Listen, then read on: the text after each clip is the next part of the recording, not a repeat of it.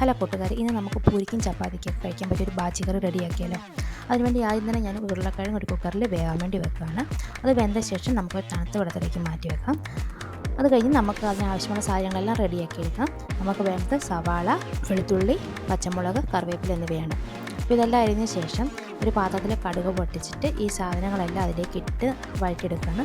അപ്പോൾ സവാളയൊക്കെ നന്നായി വഴന്ന് കിട്ടാൻ വേണ്ടിയിട്ട് ഞാൻ മഞ്ഞൾപ്പൊടിയും ആവശ്യത്തിന് ഉപ്പും ഇടുന്നുണ്ട്. അത് നന്നായി വഴറ്റിയെടുത്ത ശേഷം നമ്മൾ ഓൾറെഡി വേവിച്ചിരിക്കുന്ന ഉരുളക്കിഴങ്ങ് തൊലി കളഞ്ഞ ശേഷം അതിലേക്ക് ഇട്ട് നന്നായി ഉടച്ചെടുക്കുക.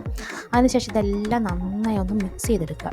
അതിനുശേഷം ആവശ്യത്തിന് വെള്ളവും ഉപ്പ് പാകത്തിനും ഇട്ടിട്ട് നന്നായി തിളപ്പിച്ചെടുത്ത് കഴിഞ്ഞാൽ ബാജി കറി റെഡി.